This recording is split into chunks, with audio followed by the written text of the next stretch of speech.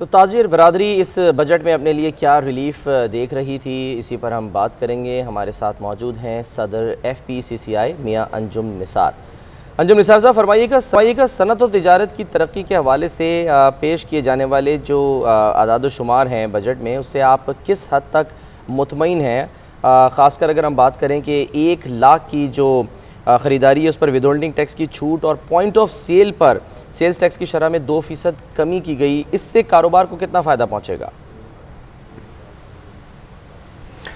देखिए जी, अगर तो ये 2 मदें आप जिसमें जिक्र के CNIC की बात करें, हम तो ये चाह रहे थे, FPCCI की ये डिमांड थी कि या तो CNIC को अबॉलिश करें या इसकी हद को जो है बढ़ा के आप 3 लाख रुपए करें ताकि इसका कोई फ़ायदा हो। अब ये जो 50,000 से 1 लाख की गई है, इसका थोड़ा बहुत फ़ायदा तो यकीनन होगा कुछ लोगों को, लेकिन बेसिकली ये CNIC अभी क्योंकि सिस्टम पूरा आपका जो रिटेल चेन जो है ये पूरी रेगुलराइज नहीं हुई और कुछ हिंड्रेंस भी है हमारी ट्रेड साइड से, वो इस सिस्टम में नहीं आ रहे, तो इंडस्ट्री के लिए मजबूरी है कि उसने अपनी गुड्स बेचनी है।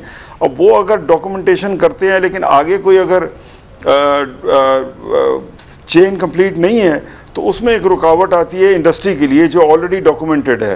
अब उसमें प्रॉब्लम ये आती है कि जो स्मगल गुड्स होती हैं जिसका कोई अता पता नहीं है, कोई सेल्स का कोई डॉक्यूमेंट नहीं है, उनको इस चीज़ का फ़ायदा हो जाता है।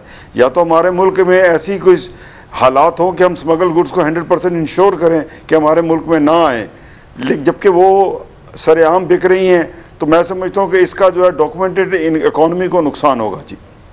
नंबर 2, ये जो जी साथ ही मौजूद रहिएगा, हमें सिराज कासिम तेली साहब जो हैं आपसे बात करते हैं, कंटिन्यू करेंगे। सिराज कासिम तेली साहब जो हैं उन्होंने भी हमें ज्वाइन कर लिया है, उनको भी शामिल गुफ्तगू करते हैं। सिराज साहब, बहुत शुक्रिया आपके वक्त का। इस बजट में हुकूमत ने कोई GST जो है उसमें कमी नहीं की है, हालांकि ये ताजरों का बड़ा मुतालबा था और आम लोगों को भी इससे फ़ायदा होता। अब गवर्नमेंट ने नहीं की इसमें कमी GST में, तो इस पर अब कारोबारी हल्के जो हैं उनका क्या रद्द-ए-अमल है? देखें, हमने इनको कहा था कि ये अक्रॉस द बोर्ड इसलिए हर बिजनेस को सपोर्ट करे। ये इसलिए कि 2 महीने जो लॉकडाउन हुआ है, हर बिजनेस इस वक्त प्रॉब्लम में है और ऐसा नहीं है हर एक इन्होंने पिक एंड चूज करके जो काम किया है ये सही नहीं है। हालांकि इन्होंने रिपोर्ट लेवल पे और बहुत सी जगहों पे इन्होंने काम सही किया है, मगर बिजनेसेस, इंडस्ट्रीज, खास तौर पे लोकल इंडस्ट्रीज जिनको जो आज इस वक्त सारे लॉसेस में जा रहे हैं, और मेरे हिसाब से और जो हमने रिक्वेस्ट की थी वो था ये सर्वाइवल बजट होना चाहिए, ये रिलीफ बजट होना चाहिए, मगर ये रिलीफ बजट नहीं है मेरे ख्याल से और ना ही सर्वाइवल बजट है। और इसमें प्रॉब्लम ये है कि बहुत से बिजनेसेस, चाहे इंपोर्टर हो, एक्सपोर्टर हो, SMEs हो, इंडस्ट्रीज हो, सब इस वक्त अक्रॉस द बोर्ड तकलीफ में है। मगर इन्होंने क्या किया है कि रिलीफ कहीं कहीं दी है, वो पिक एंड चूज करके दी है और ब्लू आइड बॉयज को दी है, और जिधर इनको देनी चाहिए वहाँ नहीं दी। हमारी रिक्वेस्ट ये थी कि across the board sale tax है, यूटिलिटीज है, FED है, ये सब जो टैक्सेस हैं सब 1 साल के लिए कम कर दे और ये सारे बिजनेसेस सरवाइव कर जाए, फिर आप वापस बढ़ा देना। मकसद क्या था कि ये कोरोना का टाइम निकालना है। अभी कोरोना कहीं गया नहीं है, तो इनकी नज़र में शायद चला गया है और इनके जितने भी अहदाफ हैं ये इस हालत में पूरे नहीं हो सकते। और मैं आपको कह रहा हूँ, आप नोट कर ले कि 3 से 6 महीने में ये बजट पूरा रिवाइज होगा, ये पूरा रिवाइज होगा और इनको वापस चेंजेस करने पड़ेंगे, इसलिए कि बहुत और 3-4 महीने में बहुत सारी बिजनेसेस बैंकरप्ट भी हो सकती है। इसलिए कि इन्होंने उनको सर्वाइवल के लिए कुछ नहीं किया, इनको बिजली यूटिलिटीज है, बिजली, गैस अक्रॉस द बोर्ड कम करनी थी, वो भी नहीं किया। शेख साहब ने हमें कहा था कि ये सर्वाइवल बजट होगा, मगर मुझे तो कहीं से नजर नहीं आ रहा। और इसलिए एक तरफ से साथ ही रहिएगा। अच्छा, साथ ही रहिएगा। अंजुम निसार साहब, आपको भी लगता है जो सिराज साहब बात कर रहे हैं कि 6 माह के अंदर जो है वो एक रिवाइज भी हो सकता है बजट, मिनी बजट भी आ सकता है, आपको भी ऐसा ही लगता है? भाई जरा बात करने दीजिएगा, आप लोग जो है ना आधा मिनट देते हैं और फिर अगले सवाल की तरफ चले जाते हैं, या तो फिर बुलाएं प्रोग्राम में। नहीं, आप बिल्कुल बात कीजिए, टीवी का टाइम था, हमने इंट्रोड्यूस भी कराना था।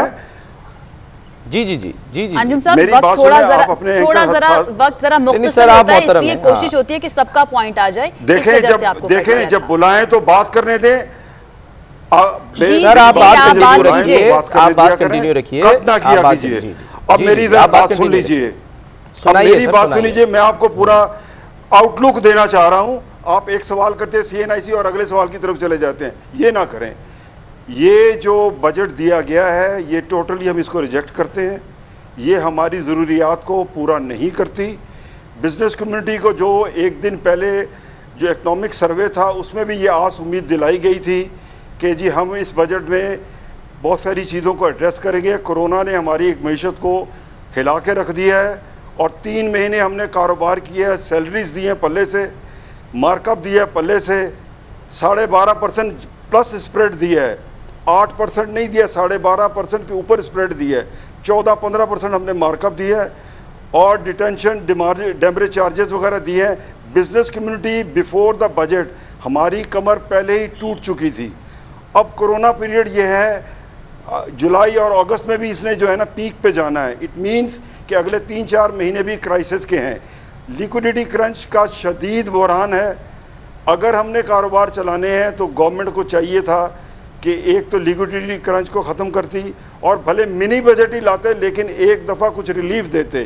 क्योंकि रिलीफ नहीं दिया गया, मैं समझता हूँ उस वजह से हमारी जो इंडस्ट्री है, हमारी जो ट्रेड है, बहुत बुरे तरीके से सफ़र करेगी। बहुत सारी जो जॉब्स जो हैं वो डिप्लीट होंगी। ये जो गवर्नमेंट कह रही थी कि 1 करोड़ 60 लाख जॉब्स को हमने प्रोटेक्ट करना है, वो चीज़ इस बजट में कहीं नज़र नहीं आ रही। तो मुझे ये खदशा है कि कोरोना को की मिजरीज़ को कहीं एड्रेस नहीं किया गया। इसकी मिजरीज़ जो हैं बड़ी शदीद हैं। पूरी दुनिया ने अपनी इकॉनमी को स्टिमुलस दिया है कि हमारे कारोबार जिंदा रहें, जॉब्स इंटैक्ट रहें, ताकि मईशत का पहिया चलता रहे। वेरएस हमारी गवर्नमेंट ने इन चीज़ों को एड्रेस नहीं किया। जबकि एक दिन पहले, 24 घंटे पहले ही ये बात कर रहे थे कि जी हमने 300 अरब का जो है, 3000 अरब का जो है ना वो GDP में लॉस किया है, टैक्स की रेवेन्यू कलेक्शन की जो है वो उसमें कमी आई है। लेकिन मैं समझता हूँ कि इकॉनमी को रिवाइव करने के लिए कुछ नहीं किया गया। हालांकि इनके पास स्पेस थी। IMF ने भी इनको कहा था कि आप बजट दें और हम इसमें इतनी इंटरवेंशन नहीं करते, क्योंकि ये कोरोना ने सिर्फ पाकिस्तान को नहीं पूरी दुनिया को, मईशत को जो है अपना हिलाया हुआ है। लेकिन उसके अगेंस्ट किसी चीज़ को एड्रेस नहीं किया गया। स्पेस थी कि इनके पास जितने भी इन्होंने फॉरेन लोन्स देने थे, IMF के, G20 के, पेरिस क्लब के, एशियन डेवलपमेंट बैंक के, सब ने यही एक स्पेस दी थी और लोन्स को डेफर किया था। लेकिन उस स्पेस को भी जो है ना कोरोना के लिए यूज़ नहीं किया गया, इकॉनमी के लिए यूज़ नहीं किया। दूसरा, इनके पास एक स्पेस डेवलप हुई थी, ये जो मार्कअप था 13.25% से जो 8% हुआ है अगले फाइनेंशियल ईयर में, उसमें एक स्पेस मौजूद थी कि आप 1500-1600 अरब के पास जो आपके पास जो है ना वो जो आप जो शरह सूद देते थे या इंटरेस्ट देते थे, उसमें भी कमी आई थी। उसको एज अ इंसेंटिव यूज़ करते इकॉनमी को बूस्ट करने के लिए, लेकिन उस पैसे को भी यूज़ नहीं किया गया। तो मैं अंजुम साहब, कता कलामी की माजरत, ये सारी बातें जो आप कर रहे हैं, ये सारी तजावीज़ जो आप दे रहे हैं, वज़ीर आज़म की भी मुलाकातें होती रही हैं बिजनेस कम्युनिटी से, और इसके अलावा जो इकोनॉमी की टीम है उनकी भी गाही बगाही मुलाकात होती रहती है। तो आपने क्या ये सारी तजावीज़ पेश की थी कि हमारे ये मुतालबात हैं ताजिर बिरादरी के लिए, सनतों के लिए, ये सब कुछ किया जाना चाहिए? जी, सारी बातें की हैं, कोई बात ऐसी नहीं है जो अब कर रहे हो पहले ना की हो। सारी बातें की हैं और गवर्नमेंट ने जब खुद अपने इकोनॉमिक सर्वे में खुद इकरार कर रही है कि हमने जॉब्स बचानी है, 1 करोड़ 60 लाख जॉब्स हैं जो ख़तरे में हैं, हमने उसको बचाना है, बेरोज़गारी अपने माशरे में नहीं लानी, लॉ एंड ऑर्डर सिचुएशन हमने खामखा नहीं क्रिएट करना, तो ये तो गवर्नमेंट को एक दिन पहले तो खुद कह रही है। हमने ये सारी चीज़ें लिख के ऑलरेडी गवर्नमेंट को दी हुई थी। आप देखें कहीं कोई रिलीफ नहीं है, कहीं कोई रिलीफ नहीं नज़र आ रहा। तो ये आने वाले जो वक्त है ट्रेड और इंडस्ट्री के लिए मुश्किल होगा। एक डायरेक्शन लेस जो है ना आपका बजट है, इसमें कोई डायरेक्शन, कोई इंसेंटिव न एक्सपोर्ट सेक्टर में है, न मैन्युफैक्चरिंग सेक्टर में है, न ट्रेड के लिए है। तो मैं समझता हूं कि ये सारे जितने भी आपके इकोनॉमी के जो सेक्टर्स हैं वो सारे मुश्किल में हैं। ठीक है सिराज साहब, सर गुफ्तगू भी आपने सुनी है अंजुम निसार साहब की, खासकर महंगाई की बात, क्योंकि एक आम आदमी को बहुत सारी, ये जो भी अंजुम साहब भी बात कर रहे हैं, एक आम आदमी के शायद ये समझ में ना आए बातें। वो कहता है जी हमें महंगाई के बारे में बताएं कि वो कम होगी या नहीं होगी, वो ये सुनना चाहते हैं। तो एक आम आदमी के लिए क्या है सर इस बजट के अंदर कि महंगाई कम होगी, जो इन्फ्लेशन रेट के अहदाफ रखे गए हैं वो आपको लगता है कि बिल्कुल रीजनेबल है? देखें, हमने इनको 4 आइटमें दी थी। सेल टैक्स, ये जितने भी टैक्सेस हैं FBR के, इनको आधा करे। नंबर 2 हमने कहा था पेट्रोलियम प्रोडक्ट्स, वो इन्होंने कर दिया काफ़ी हद तक। नंबर 3 हमने इनको कहा था ये इंटरेस्ट रेट को 4% पे ले जाए। और नंबर 4 हमने इनको कहा था यूटिलिटीज़ को आधा करे। आधा ना करा, थोड़ा बहुत भी सब में करते हैं और अक्रॉस द बोर्ड करते हैं तो डेफिनेटली महंगाई कम होती। अभी महंगाई कम नहीं होगी, मैं समझता हूँ बढ़ेगी। इसलिए बढ़ेगी कि जैसे अब इन्होंने 900 अरब रुपए के नए टैक्स लगाए और ये कहते हैं हमने कोई नया टैक्स नहीं लगाया, नए नाम से नहीं लगाए। वो सिराज टैक्स और अंजुम टैक्स नहीं लगाया, उन्होंने नया टैक्स लगाया है। उन्होंने क्या किया है कि एग्जिस्टिंग टैक्सेस में बढ़ाया है। जैसे इन्होंने मशरूबात में बढ़ा दिया, 13% से 25% कर दिया। इस तरह इन्होंने बहुत सी चीजों में रद्दोबदल करके टैक्स सिगरेट के ऊपर सर, सिगरेट पे लगा दिया बढ़े, इनकी वजह से डेफिनेटली महंगाई बढ़ेगी, घटेगी नहीं। मगर आप 2 बातें नोट कर लो कि एक, रिवाइज बजट आएगा अगले 6 महीने में। नंबर 2, ये बहुत सारे बिजनेसेस बंद हो जाएंगे और वो जब बंद हो जाएंगे तो इनको टैक्स कौन देगा, ये बात ज़हन में इनको रखनी चाहिए। इसलिए कि मेरे हिसाब से ये साल सर्वाइवल का साल था, इनको सर्वाइव कराना था, समझे? वो इन्होंने नहीं किया, वो बहुत जरूरी था। अब मैं समझता हूँ कि इनके जहन में या इनके जो सिस्टम है वही FBR है और FBR की वो ब्यूरोक्रेसी है जिनको। और आप देखें एक और चीज, ये बात जो मैं करने लगा हूँ, ये अंजुम साहब आप भी सुन लो कि ये डिस्क्रेशनरी पावर्स और बढ़ा लिए और हर बजट में गुज़िश्ता 4-5 साल से ये बजट के थ्रू, फाइनेंस बिल के थ्रू डिस्क्रेशनरी पावर बढ़ाते हैं। इसको प्रॉपर बेस करके नहीं करते और फिर करप्शन बढ़ती है, आर्म ट्विस्टिंग करके झूठे केसेस बना के काम करते हैं। इसीलिए ये टैक्स बढ़ाते हैं। टैक्स बढ़ाने का मकसद क्या है कि करप्शन हो।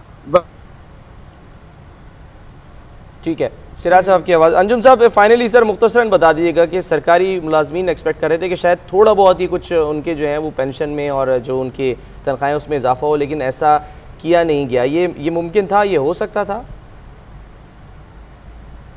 देखिए इस वक्त पूरी जो इकॉनमी जो है एक अपना उसका मोराल जो है वो डाउन है और इस वक्त मैं समझता हूँ कि नए हम गवर्नमेंट भी अपने अखराजात ना बढ़ाती और मेरे ख्याल में ये मिलजुल के इस पीरियड को गुजारना चाहिए। जनरली आपने एक सवाल किया था सिराज कासिम तेली से साहब से कि ये जो आम बंदे के लिए इसमें क्या मराहत हैं। सो मेरी गुजारिश ये है कि अगर जब जॉब्स नहीं होंगी तो आम बंदे की मिजरीज और बढ़ जाएंगी और महंगाई भले कम भी हो जाए, लेकिन जब जॉब्स नहीं होगी, आमदन नहीं होगी तो मसाइल बढ़ जाएंगे। हम उस तरफ जा रहे हैं, हम एक डिजास्टर की तरफ जा रहे हैं और ये जो आने वाला वक्त है ये बड़ा सख्त है। और ये अब देखें, ये मार्कअप और ये जो बिजली के बिलों का जो मामलात हैं ये बेसिकली बजट से डायरेक्टली रिलेट नहीं करते। ये हम एक्सपेक्ट करते हैं कि गवर्नमेंट कुछ होश के नाखुन लेगी और हमारे स्टेट बैंक के गवर्नर साहब भी कुछ होश के नाखुन लेंगे और इकॉनमी को समझते हुए, अगर वो टेक्नोक्रेट है तो इकोनॉमी को भी समझे। हमने सिर्फ इस मुल्क में सिर्फ बैंकों को प्रोटेक्ट नहीं करना है, हमने पूरे मुल्क की मईशत को चलाना है। हमने सिर्फ IPPs को प्रोटेक्ट नहीं करना है, हमने पूरे मुल्क की मईशत को चलाना है। ये जो कॉन्ट्रैक्ट IPPs के साथ भी हुए थे माजी में, जिसकी जो कंडीशनलिटीज थी, जो भी उसमें बंदर बांट हुई थी, वो भी हमें बहुत सारा आइडिया है। गवर्नमेंट IPPs के साथ भी निगोशिएट करे और अपनी इकोनॉमी को बचाए और ये मार्कअप को भी नीचे करे। हमने अपनी कॉस्ट ऑफ डूइंग बिजनेस को अगर दुरुस्त ना किया तो मसाइल बहुत बढ़ जाएंगे। बहुत इश्यूज खड़े हो जाएंगे, बहुत सारे इदारे जो हैं वो कायम दायम नहीं रह सकेंगे, वो बैंकरप्सीज में चले जाएंगे। तो मैं समझता हूं कि जो इन टोटलिटी ये बड़ा मुश्किल बजट है और एक डायरेक्शन लेस है बजट दिया गया है। जी ठीक है, डायरेक्शन लेस है। और मियां अंजुम निसार साहब ये कह रहे हैं कि आवाम को तैयारी कर लेनी चाहिए अगर फौरी तौर पर हुकूमत की जानिब से कोई इकदाम नहीं किए जाते हैं। बहुत शुक्रिया, मियां अंजुम निसार साहब हमारे साथ मौजूद थे। सिराज कासिम तेली साहब, आपका भी बहुत शुक्रिया।